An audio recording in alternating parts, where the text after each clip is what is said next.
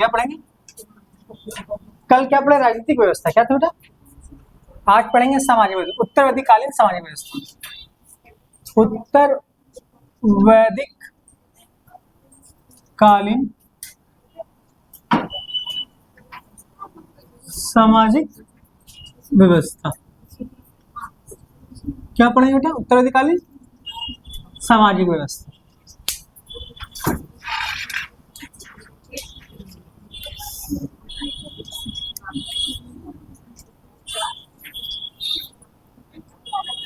उत्तर वैदिककालीन सामाजिक व्यवस्था। अब देखिएगा, सामाजिक व्यवस्था जब हम पढ़ रहे थे तो पहला टॉपिक था वर्ण व्यवस्था। क्या था बेटा? देखिए तो वर्ण व्यवस्था था ना, इन्हें पढ़ना क्या है? पहला टॉपिक वर्ण व्यवस्था। क्या पढ़ना है? वर्ण व्यवस्था। तो उत्तर वैदिक काल आते आते वर्ण व्यवस्था बहुत कठोर हो गया। इसमें क्या है बेटा कि उत्तर वैदिक काल में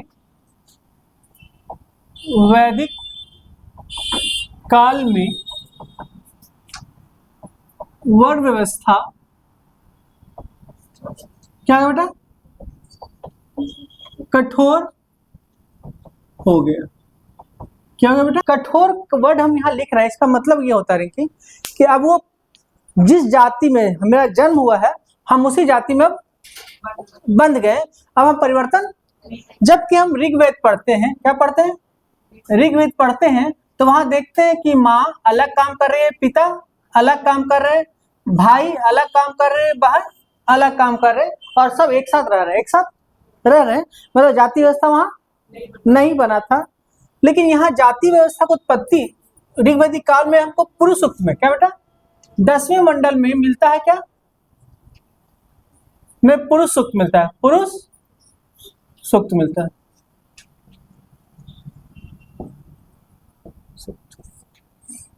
और पुरुष सूक्त में 10वें मंडल में हमें क्या पहली बार मिलता है? क्या? 4 वर्ण की व्यवस्था मिलती है। लेकिन ये वर्ण व्यवस्था वहां कठोर नहीं था। उत्तर वैदिक काल में क्या हो गया? जानना तो ये है कि सर आगे कठोर हुआ। ये वर्ण व्यवस्था है। ऋग्वैदिक काल में कहाँ है? ऋग्वेद के अंतिम कालखंड में 10वें मंडल में जब वर्ण व्यवस्था आया। ऋग्वेद में जब हम पढ़ते हैं, मैडम, तो यहाँ प्रमुख चीज क्या था? पशुपालन था और कृषि द्वितीय प्रतिशत। इसलिए सब मिलके काम, जिसको नहीं आता वो भी पशु चरा सकता है। उत्तर वैदिक काल आते आते क्या हुआ कि यज्ञ परंपरा महत्वपूर्ण हो गया। उत्तर वैदिक काल में क्या आता है? यज्ञ परंपरा महत्वपूर्ण हो गया। जब यज्ञ परंपरा महत्वपूर्ण होता है तो वहां पे बड़ा कौन आते हैं? ब्राह्मण हो जाते हैं। आप देखिए मैडम, इस ब्राह्मण को क्या देना है? दान देंगे तब तो इनका विकास हो। अब इस दान देने के लिए आम लोगों के पास क्या चाहिए? और पैसे का विकास तभी होगा जब क्या होगा? कृषि का डेवलपमेंट होगा। डेवलपमेंट है कि व्यापार इसी से करने लायक होता। अब जिसका जो काम है, जिसे मानते हैं मैडम कि ये वैश्य हैं, इनको कृषि आती है। क्या आती है? कृषि आती है। अब ये वैश्य वर्ग कृषि करना छोड़ दे तो उत्पादन होगा?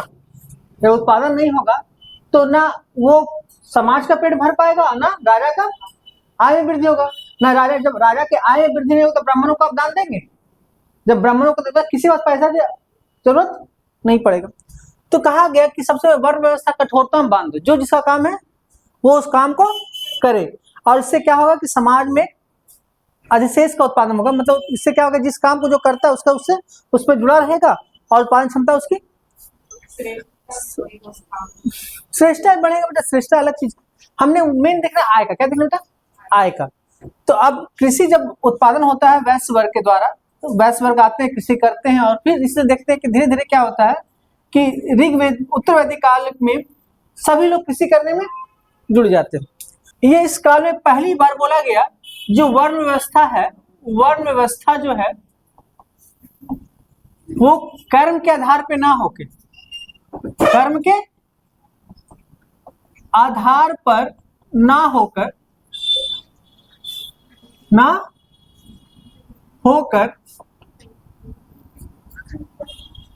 जन्म के आधार पर हो गया।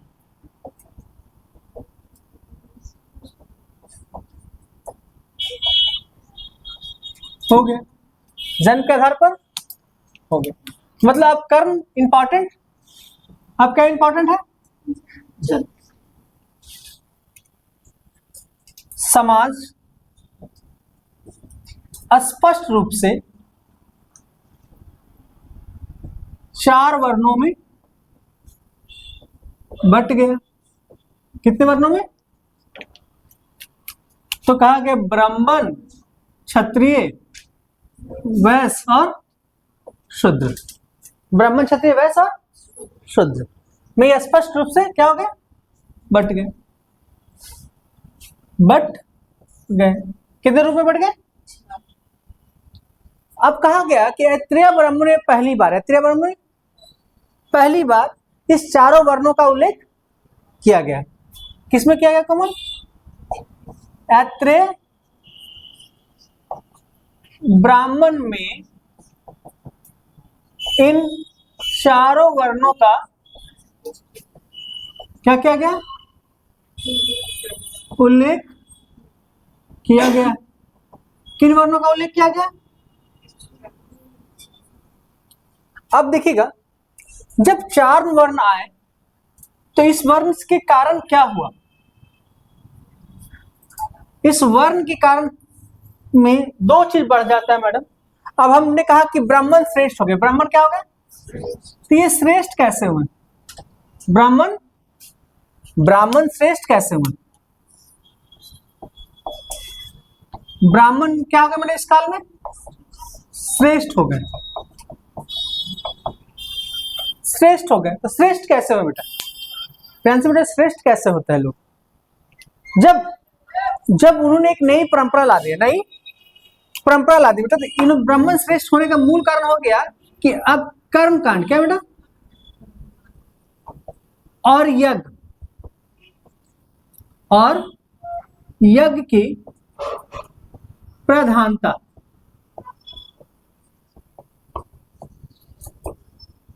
क्या हो गया बेटा? प्रधानता बढ़ गई। अब देखिए मैडम, ये यज्ञ कराता कौन है? यज्ञ कराया कौन अंजू मैडम? ब्राह्मण। और यज्ञ की भाषा क्या है? भाषा संस्कृत है। और इस संस्कृत का ज्ञान जो है सभी को नहीं है। संस्कृत ज्ञान केवल किसको है मैडम? केवल इसका ज्ञान किसको है? केवल। अब इन्होंने जो भी वचन पर यज्ञ पूजा की, किसमें, कौन भाषा में करते बेटा? संस्कृत में। जब इन्होंने संस्कृत में ही हर पूजा पाठ करने लगे, किसमें करने लगे बेटा? तो आम जन पूजा पाठ नहीं कर सकते। अब ब्राह्मण जो बोले वही क्या हो गया? हम समझे या ना समझे? अब बोला गया कि इसको जानबूझ के इतना क्लिष्ट बनाया गया कि कहा गया कि अगर एक भी चूक संस्कृत भाषा में मतलब उच्चारण में हुआ तो ये पूरा पूजा नष्ट या भंग हो जाता है। इस डर से भी समाज के अन्य लोग इसको सीखना ही छोड़ दिए।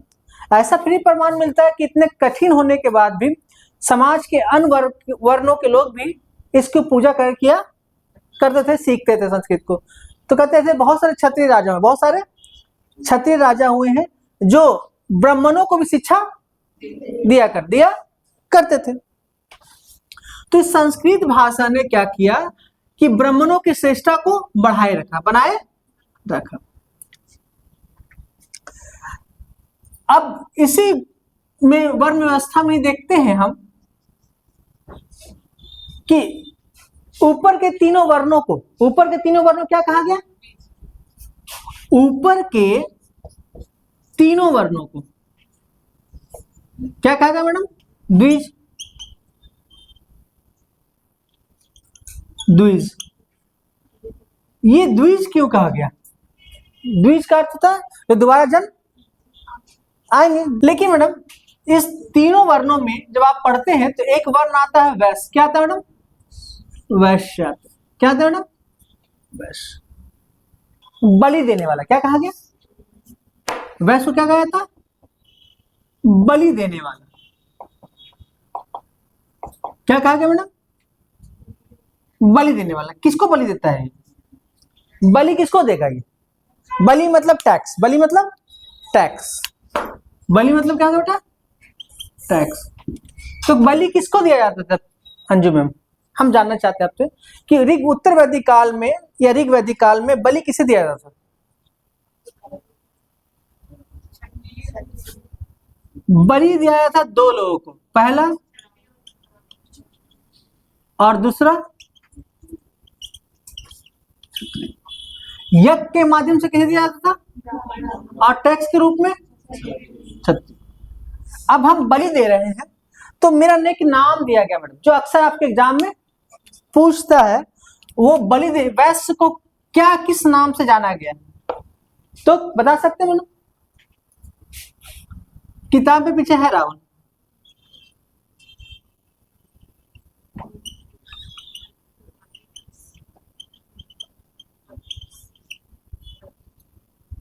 अनश्य बलिकृत है। मैंने पूछा हुआ क्वेश्चन है, याद है कि अनश्य बलिकृत के नाम से कौन जाना जाता है? तो वैश्य वर्ग। कौन जाना जाता है? वैश्य वर्ग।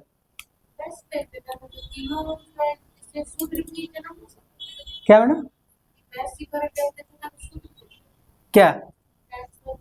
Only for Vysya. ओनली, क्योंकि खेती करने का अधिकार किसको था? कृषि प्लस व्यापार। ये कौन करेंगे? और जो दोनों से आय होगा वो किसको बांटेंगे? ब्राह्मण और। अब देखिए यज्ञ तो शूद्र के घर में जाकर कोई करेगा नहीं, क्योंकि शूद्र इसमें यज्ञ कर रहे हैं, इसको पाप था। तो यज्ञ किसके घर में होगा? वैश्य के घर में। तो टैक्स कौन देंगे? तो कहा जाता है कि उत्तर वैदिक काल में ही नहीं, ऋग वैदिक काल से लेकर पूरा वर्तमान समय तक जो सबसे अधिक टैक्स देते हैं वो वैश्य वर्ग देते हैं। वैश्य वर्ग देते हैं। इनके पास ही सबसे अधिक संपत्ति था उस समय। व्यापारी ये करते थे, कृषि ये करते थे, टैक्स कौन देंगे? शूद्र का काम क्या था? सेवा करना, तीनों वर्ग का। तो एक वर्ड और आता है, क्या आता था? अनस्य प्रेष्य। क्या बोलते हैं? ये वर्ड आता है शूद्रों के लिए। किसके लिए आता है? क्या आता है मैडम? अनस्य प्रेष्य किसके लिए आता है बेटा? शूद्रों के लिए। और शूद्र का अर्थ इसके अर्थ होता है कि तीनों वर्गों का सेवा करने वाला। तीनों वर्गों का सेवा करने वाला। क्या था? उपनयन संस्कार। उपनयन संस्कार का अधिकार था।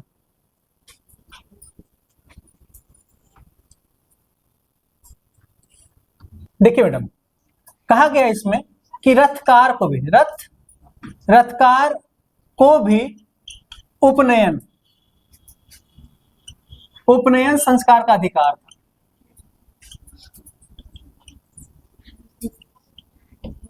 रथकार को भी क्या था?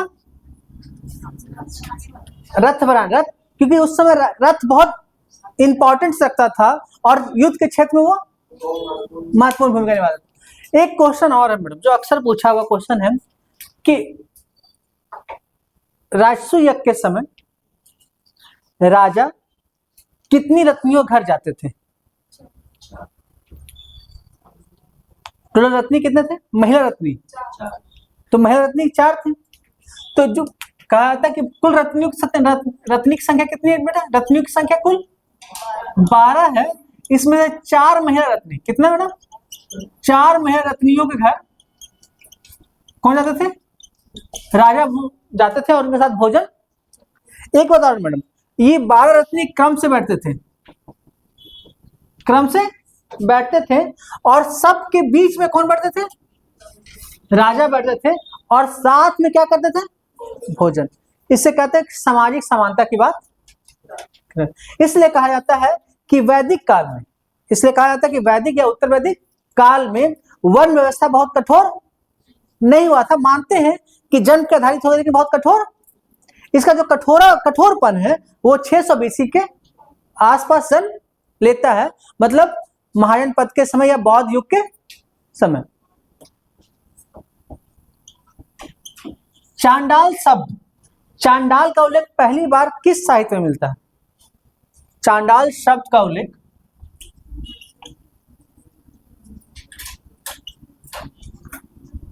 पहली बार वाजपेयी,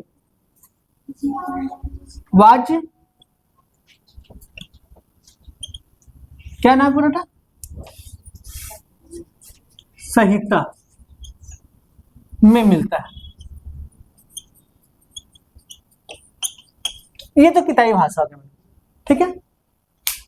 अब ये चांडाल की उत्पत्ति कैसे होती थी रीता मैम?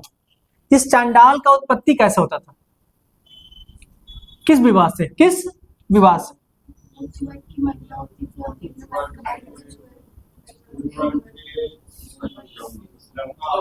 बस को प्रतिलोम कर दे, क्या करते हैं? प्रतिलोम विवाह से उत्पन्न पुत्र को या बच्चे को क्या कहते हैं? चांडाल कहा जाए, चांडाल कहा जाए।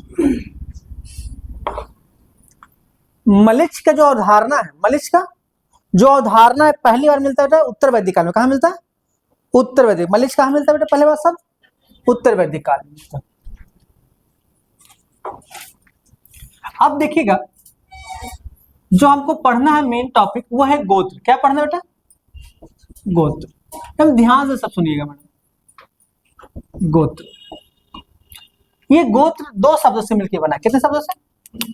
गोत्र जो मिला है दो शब्दों से मिलकर बना है, दो शब्दों से मिलकर बना है। कितने शब्दों से? पहला मिला है गो, क्या मिला? और दूसरा वर्ड है, ठीक है मैडम। कितने शब्दों से मिला है? दो शब्दों से। पहला क्या है मैडम? और दूसरा शब्द क्या है? तो गो का अर्थ होता है गाय, गो का अर्थ हुआ, और त्र का अर्थ क्या हुआ? रक्षा करने वाले या संरक्षक। रक्षा करने वाले या संरक्षक, ठीक बेटा। हमने कहा गोत्र दो शब्दों से मिला है।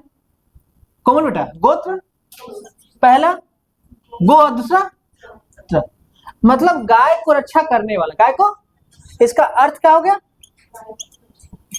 गाय का रक्षा करने वाला, इसे क्या कहा गया? गोत्र। कोई दिक्कत बेटा समझने? हम देखते हैं कि समय के साथ गोत्र शब्द समझ में आता होता क्या? पहले ये जानते गोत्र होता नहीं है, क्या होता पता नहीं। कभी किसी के शादी ब्याह पंडित के पास बैठे हैं, पूजा पाठ कराते हैं, तो आप पूछते हैं कौन गोत्री, कौन? तो मैक्सिमम लोग बोलते हैं कश्यप। क्या बोलते हैं? बोलते हैं ना। आप क्या बोलते हैं? तो नहीं पता आपको? आप बोलते? आप भी नहीं पता। कश्यप हम लोग बोलते हैं। हम लोग गोत्र क्या बोलते हैं? कश्यप गोत्र बोलते हैं। तो बोले कौन गोत्र? बोले कश्यप गोत्र, ठीक। तो कहते हैं कि ये गोत्र शब्द आया कैसे? शब्द आया कैसे? आया कैसे? तो गोत्र शब्द से पहली बार कहाँ है मैडम? ऋग्वेद में या ऋग्वैदिक काल में। ऋग्वैदिक काल में, वैदिक काल में पहली बार शब्द कहाँ है मैडम? कौन शब्द है मैडम? गोत्र है। अब लेकिन यहां पर इसका विकास नहीं हुआ था। फिर इसका विकास कहाँ होता है? उत्तर वैदिक काल में इसका क्या होगा, इसका विकास हुआ, इसका विकास। अब कैसे हुआ वो देखते हैं। ऋग्वैदिक काल में कैसे विकास हुआ कि ऋग्वैदिक काल में महत्वपूर्ण चीज क्या था, तो क्या होते थे कि गाय का एक बाड़ा बनता था। गाय का क्या बनता था बेटा, बाड़ा। क्या बनता था, बाड़ा। जहां गाय रखा जाता था, गाय का गोबर जहां रखा जाता था उसको कहते थे बाड़ा। तो कहा जाता था कि इस काल में जितने थे परिवार के लोग सब अपना अपना एक बाड़ा रखते थे, बाड़ा रखते थे, और सबका गोबर, गाय का गोबर, जैसे 1 2 3 4 5 6 7 8 9 10 11 ये सब परिवार है। तो सबका परिवार अलग अलग, एक परिवार के लोग एक जगह गोबर रखा करते थे। ठीक है, तो रखने लगे। धीरे धीरे जब समय आया, इसको जला के इसको खत्म करके फिर जमा किए, यही चलता रहा। तो कुछ विद्वान का मानना है कि उत्तर वैदिक काल आते आते यहाँ के सामाजिक परिवर्तन आया, कृषि अधिशेष हो गया, कृषि। तो सामाजिक परिवर्तन आया, मतलब क्या, हम सामाजिक परिवर्तन में जीना है, समाज को एक संगठन का रूप देना है, तो किसी न किसी को एक गोत्र में रहना होगा, एक गोत्र में रहना होगा। तो बोला कि जिस परिवार में जो ऋषि पूजा कराता है, जो ऋषि, उसी से उसका गोत्र मान लिया जाए, गोत्र। तो जैसे हम लोग का पूजा, हम लोग पूरे कुल खानदान में जो पूजा कराते थे, कौन कराते थे, कश्यप। कौन कराते थे, कश्यप ऋषि कराते थे। तो हम लोग कहलाए कश्यप गोत्र। क्या कहलाए, कोई भरद्वाज ऋषि पूजा करते, क्या कहलाए, किसी कुल में आत्री कहलाए, वो करते थे पूजा, क्या कहलाए, आत्री गोत्र। ठीक है, तो गोत्र का फिर उपगोत्र होता है, क्या होता है, उपगोत्र होता है। फिर उपगोत्र का उपगोत्र होने लगा। ये कब हुआ, 600 बीसी के बाद। 600 बीसी के बाद गोत्र का उपगोत्र, उपगोत्र का उपगोत्र, तो बहुत सारे गोत्र बनते चले गए। तो मोटा मोटी कहना है कि जहां गाय का गोबर रखाता था, जहां गाय का गोबर रखाता था, और जितने परिवार के लोग एक बाड़ा में गोबर रखते थे, वो एक गोत्र कहलाए, एक गोत्र कहलाए। आया समझ बेटा नीलम, हमने कहा कि गाय के गोबर, क्या बेटा, गाय, एक परिवार के जितने लोग एक बाड़ा में गाय के गोबर रखते थे, वो सब एक गोत्र के कहलाए। और इस गोत्र में जो ऋषि थे, जो इनकी पूजा पाठ, उस गोत्र के नाम को ग्रहण कर लिया, और कहा गया कि एक गोत्र के लोग को आपस में विवाह करना वर्जित है, मना है, मना है। ठीक है, लेकिन ऐसा होता नहीं। समय के साथ क्या आ गया बेटा, चेंज आ गया। ठीक है, अब आते हैं आगे। तो गोत्र क्लियर हो गया, गोत्र। अब आते हैं क्या, आश्रम व्यवस्था। क्या आता है, आश्रम व्यवस्था। क्या आते हैं, आश्रम व्यवस्था।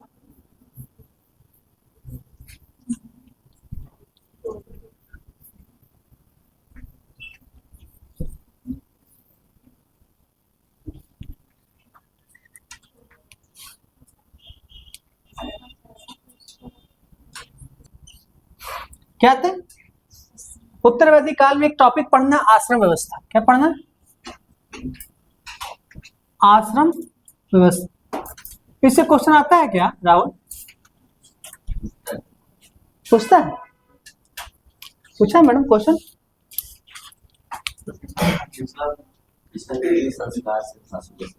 16 संस्कार था ना, चलिए 16 संस्कार अलग से क्लास लेते हैं उसका।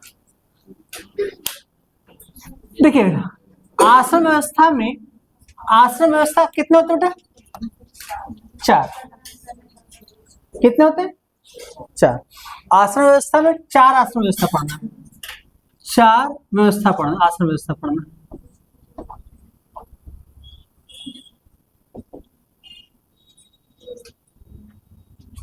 तो पहली बार लेटर वैदिक काल में, कब बेटा, लेटर वैदिक काल में 3 आश्रम का उल्लेख मिला।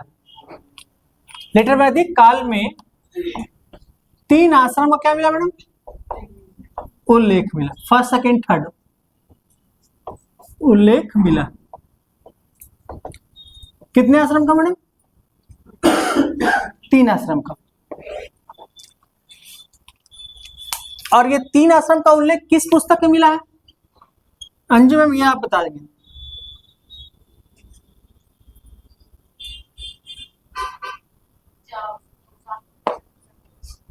तो चारों आश्रम का मिला। हाँ चलिए आप लोग बताइएगा, होमवर्क दिए नहीं तो हम तो बता देंगे, कोई दिक्कत नहीं। पहली बार लेटर वैदिक काल में 3 आश्रम का उल्लेख मिलता है। मिलता है कितने आश्रम का? 3 आश्रम। पहली बार है जाबलोपनिषद में, किसमें?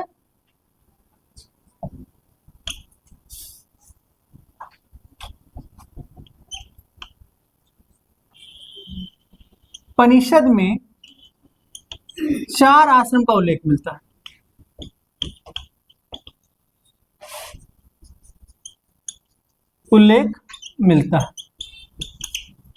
कितने आश्रम का? तो पहला आश्रम क्या है मैडम बताइए? ब्रह्म। दूसरा क्या है?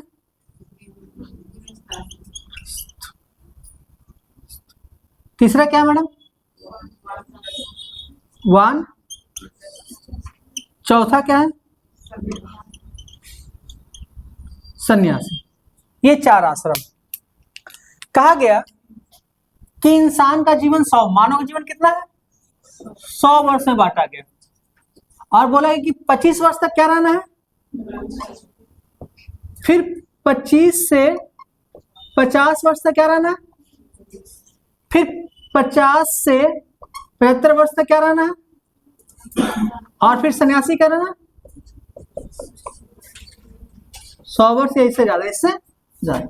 इस चारों आश्रम में क्या था, ये क्यों बनाया गया? बोला गया कि सामाजिक विवाद कम हो। सामाजिक विवाद, हाँ जी मैम, क्या कहा गया मैम? सामाजिक विवाद कम। तो एक क्वेश्चन है मैडम, ब्रह्मचर्य आश्रम में बच्चा किस लिए जाता है? शिक्षा ग्रहण करने के लिए। शिक्षा ग्रहण करने के लिए आता है। तो शिक्षा ग्रहण करने से पहले कौन सा संस्कार होता था? संस्कार उसको कहते थे क्या मैडम? उपनयन संस्कार कहते थे। तो ये इंपॉर्टेंट नहीं है कि उस संस्कार का, शिक्षा ग्रहण करने से पहले कौन संस्कार होता था? क्वेश्चन इंपॉर्टेंट ये है रीता मैम कि ब्राह्मणों को, किसे मैडम? ब्राह्मण कितने वर्ष में उपनयन संस्कार करते थे? क्षत्रिय कितने वर्ष में उपनयन संस्कार करते थे? और वैश्य कितने उम्र में उपनयन संस्कार कर सकते थे?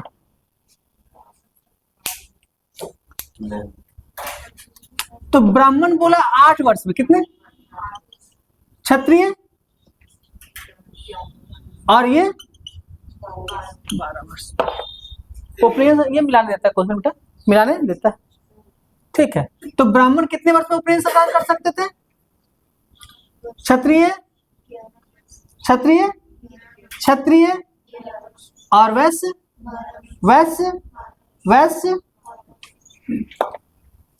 अब उपनयन संस्कार करने के बाद बच्चे कहां प्रवेश करते थे?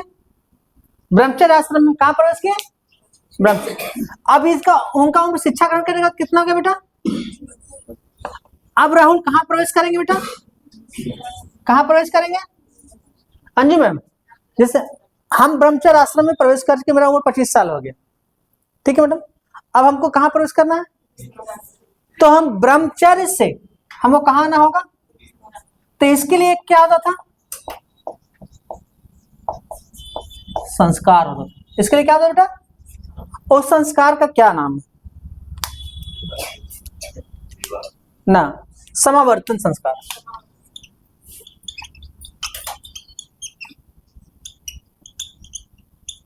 इस संस्कार के करने के बाद आप कहां प्रवेश कर सकते हैं? हाँ, समाप्त होने वाला। समाप्त, तो समाप्त होने वाला कहां पहुंच गए? अब आप विवाह करें, जो भी काम करें, जो गृहस्थ का काम आपको करना है, गृहस्थ का काम करना, पारिवारिक सामाजिक व्यवस्था को बनाए रखना, सामाजिक व्यवस्था को। अब आपका उम्र कितना हो गया? अब आप कहां चले जाइए? वन में कहा चले जाइए, और वन में क्या अर्जित कीजिए, ज्ञान अर्जित कीजिए, ज्ञान। अब आपका 75 वर्ष हो गया, तो इस ज्ञान को अकेले मत उपभोग कीजिए, आपको कहाँ किसके रूप में जाना है, संसार में जाना है। कहाँ जाना है, संसार में जाना, और अपने ज्ञान जो आप 25 साल जंगल में तपस्या करके सीखे हैं उसको आपको संसार के व्यक्ति को देना है। तो ये चार है, ब्रह्मचर्य, गृहस्थ, वानप्रस्थ और बोलिए जोर से।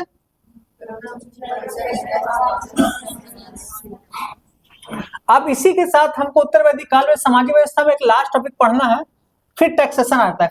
क्या बेटा, टैक्सेशन है मैडम, क्या है, फिर वो आसान है। एक लास्ट संस्कार आता है, एक क्या आता है मैडम, एक पुरुषार्थ। क्या आता है, पुरुषार्थ। ये पुरुषार्थ आता है मैडम, चार है। कितने पुरुषार्थ, चार है। पहला क्या बेटा, धर्म, अर्थ, काम, मोक्ष। ये पूछता है धर्म होता क्या बेटा, धर्म है क्या, धर्म तो जीवन को संचालित करने के लिए, जीवन को संचालित करने के लिए, जीवन को संचालित करने नैतिक नियम, ठीक है। जीवन को संचालित करने के लिए नैतिक और सामाजिक नियम, नैतिक और सामाजिक नियम को क्या कहते हैं, धर्म। कहा कि धर्म के बिना सब अधूरा, सब अधूरा है। चाहे आप इन तीनों में से, चारों में से कोई भी कमा ले, धर्म आपके पास नहीं है तो कोई इंपॉर्टेंट। उसी प्रकार कहा गया है कि अगर इन चारों में सबसे महत्वपूर्ण कौन है, गृहस्थाश्रम सबसे महत्वपूर्ण कौन है, कि इसके बिना संसार कुछ भी नहीं, जीवन कुछ भी नहीं है। सबसे इंपॉर्टेंट क्या है, ये भी आई है, ये उसी तरह ये भी आई है, क्योंकि सामाजिक, नैतिक और सामाजिक नियमों को ये सिखाता है। नैतिक और क्या सिखाता है,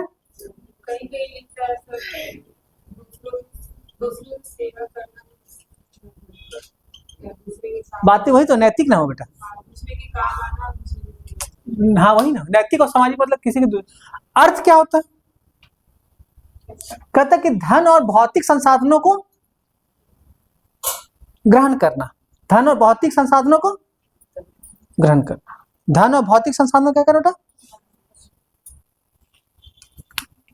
प्राप्त करना, धन और भौतिक संसाधनों को, धन मनी, धन और भौतिक संसाधनों को प्राप्त करना। काम क्या है बेटा, शारीरिक और मानसिक और भावनात्मक इच्छाओं को पूर्ण करना, शारीरिक, मानसिक और भावनात्मक इच्छा को, शारीरिक, मानसिक और भावनात्मक इच्छा को पूर्ण करना, इसे कहते हैं काम।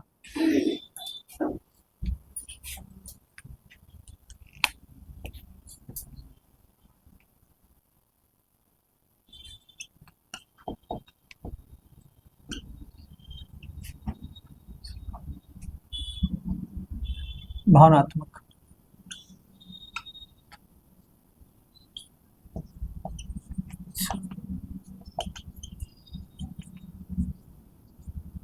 और मोक्ष क्या जानते हैं मैडम, जन्म मृत्यु चक्र से मुक्त होना,